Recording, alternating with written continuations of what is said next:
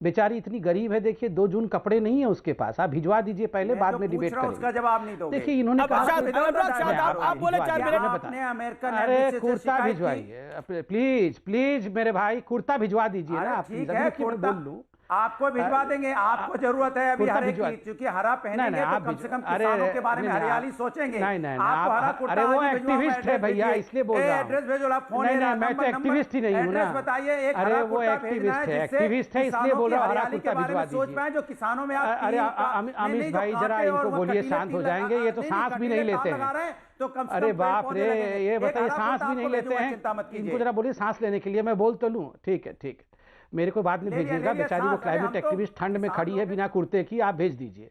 हाँ ठीक है, आप सुन लीजिए। अमीश भाई मुझे दुख होता है, अभी आपने अपने रिपोर्ट में एक बहुत महत्वपूर्ण बात कही।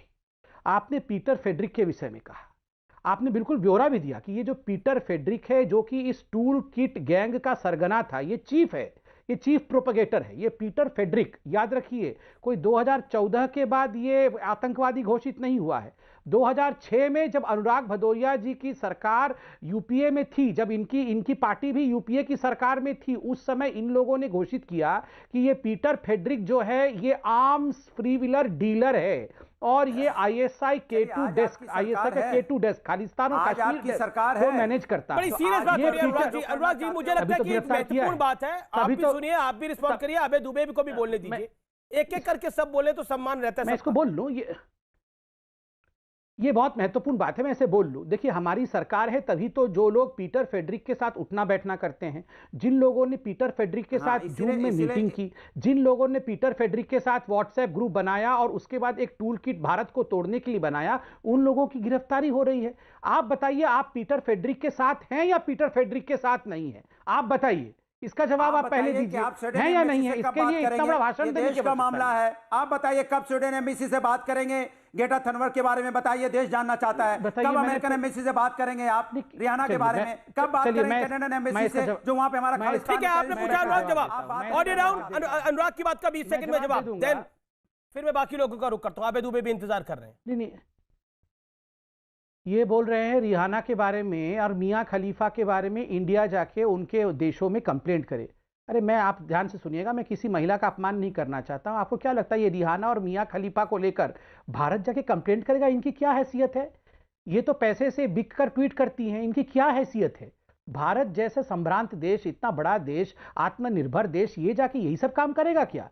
देखिए, आप अगर इन लोगों के साथ मिलकर पैसे लेकर खालिस्तानियों के साथ मिलकर ट्वीट करेंगे, टूल किट फैलाएंगे, तो सरकार एक्टिव होगी। मगर आप बताइए, पीटर फेड्रिक के खिलाफ आप हैं या पीटर फेड्रिक के साथ खड़े हैं? पहले ये तो जवाब दीजिए। मैंने आपकी बात का जवाब दिया, आप देखते हैं आप जवाब देते हैं या नहीं देते? अबे दुबे या नहीं है? आप किसान, चलिए मैं जवाब देता हूं, मैं राष्ट्र के साथ हूं, देश के मैं राष्ट्र के साथ हूं, मैं किसान के साथ हूं। देखिए ये तो अब एस्टैब्लिश हो गया कि ये किसान आंदोलन कितना बड़ा है और इसमें खेल क्या खेले जा रहे हैं। अबे दुबे आज बीजेपी के उत्तर प्रदेश के महासचिव ने एक ट्वीट किया।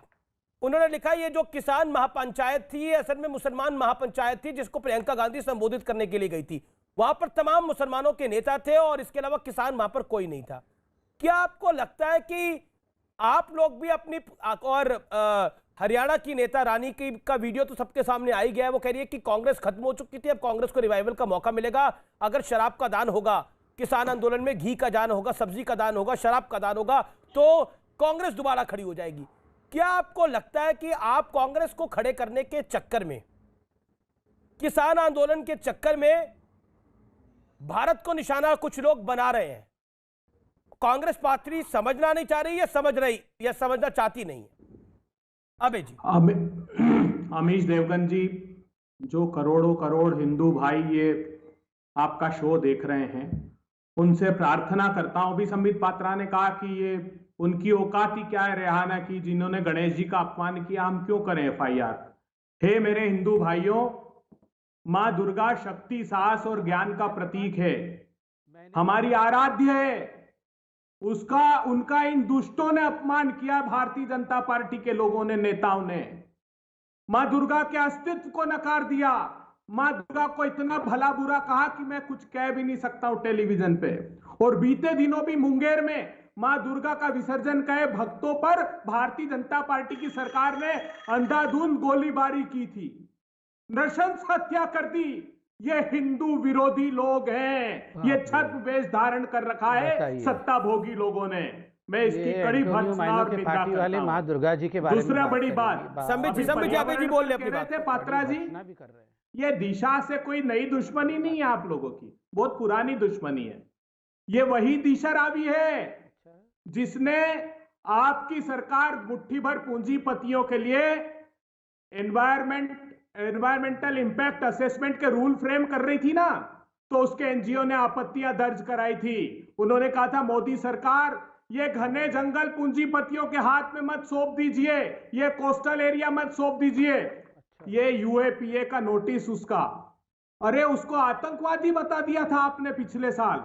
सिर्फ उसका कसूर यह था कि भारत के पर्यावरण की रक्षा करना चाहती थी। और अमीश देवगन जी, सेक्शन 18 का नोटिस उस मासूम बालिका को जो भारत के पर्यावरण की रक्षा करना चाहती थी, और इसमें लिखते वो कि आजन्म कारावास की सजा होगी क्योंकि कसूर तुम्हारा इतना है कि तुम भारत के पर्यावरण की रक्षा करना चाहती हो। ये टूल किट तो बहाना है। अबे जी आप कह रहे हैं